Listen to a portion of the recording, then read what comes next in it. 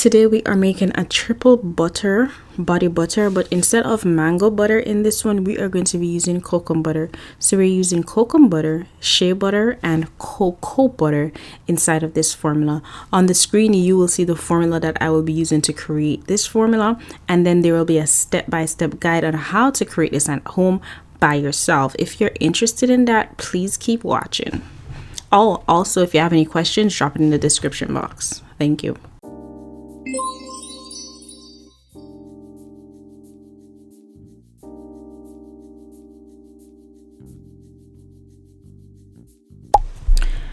First, we're going to go ahead and add in all three butters. We're going to start with cocoa butter at the bottom because it is the hardest. We're adding that at 15%. 15% is 38.3 grams, and we're going to also add in our 15% of kokum butter, which will go on top of our cocoa butter since it's a little bit less harder than the cocoa butter. We're adding the same amount to the same 38.3%. Then on top, we will top it off with our shea butter. We are adding our shea butter at 15%, which is also equal to 38.3 grams. Now that's complete, I will put it in a water bath to melt. Next, we're going to go ahead and add in one of my favorite ingredients, which is vitamin E oil. We're adding in our vitamin E oil at 1%, which is 2.55 grams. We're using this vitamin E oil just to add in nourishing properties to the body butter. You can add this if you have it. If you don't have it, that's fine. It does help to extend the shelf life of your butters and oils. That's another reason why I added. Next, we're going to go ahead and add in some essential oils. In this video, I am adding some tea tree essential oil. You can add in an essential oil of your choice. I'm adding 1% of my essential oil, which is also 2.55 grams.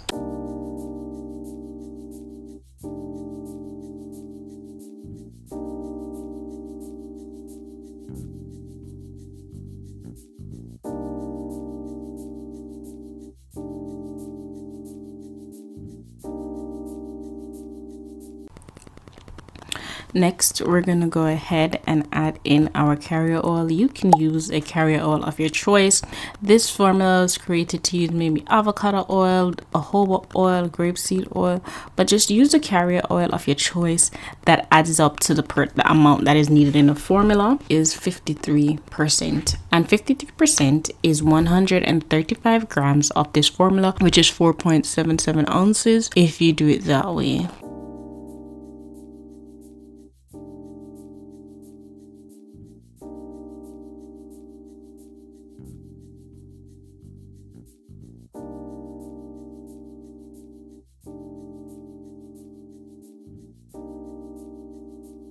Once that is completed, go ahead and stir it all together just to get everything nice and mixed together.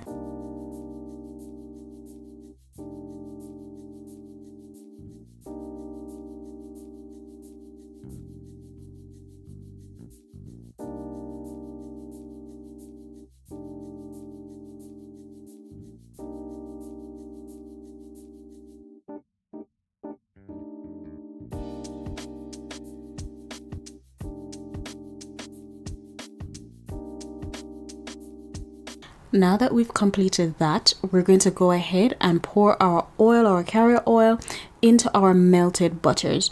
Now, usually we add in our carrier oils and add it in with the hard butters to melt, and then they would all have the same temperature. But I decided to add in my carrier oil, which is a bit cooler, to my melted butter to kind of speed up the cooling process so it's not that hot. So that's what we're going to go ahead and do now. Now that that's completed, I'm just going to go ahead and use my stirring rod and stir up this combination a bit just to kind of get everything all mixed in together before I put it in the fridge, well, the freezer, to cool down.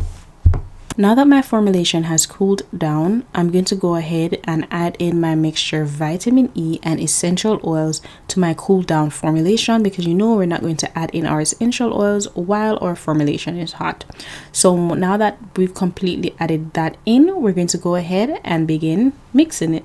Now you want to get your handheld mixer or your overhead mixer and put it at, start from the lowest setting and then go up to about 6, go up to the highest one. So I kind of usually go back and forth between it to get the nice whip texture that I want. So as I'm whipping it, I'm thinking maybe it's a bit too cool because it is a bit thinner than I'd like it to be.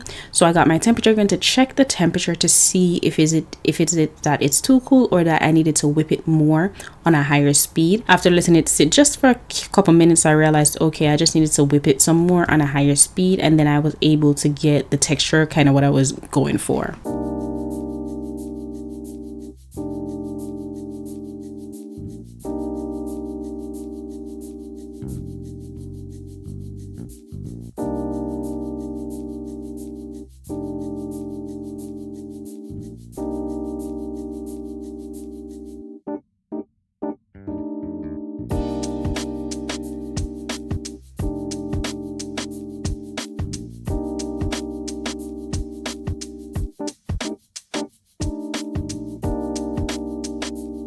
Alright, so now that I have completed this, I decided to get, since it's a bit of a nice fluffy texture at the moment, and I can't just pour it into my jar like I usually do sometimes, I went ahead and I got a piping bag. I placed that piping bag into a larger jar just to have some type of stability when I'm pouring in my butter, and then decided to add in my butter, just, well, all of it, so that way I am able to pipe it inside of my jar.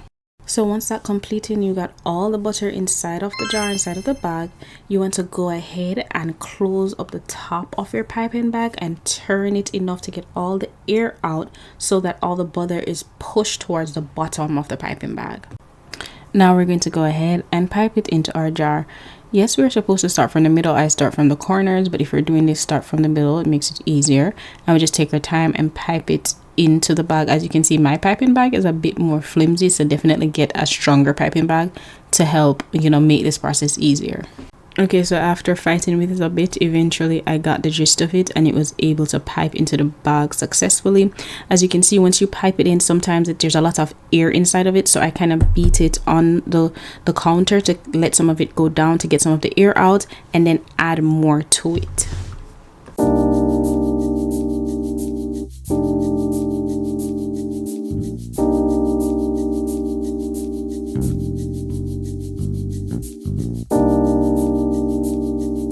This is the exact texture of it. This is how it looks. This is how it feels.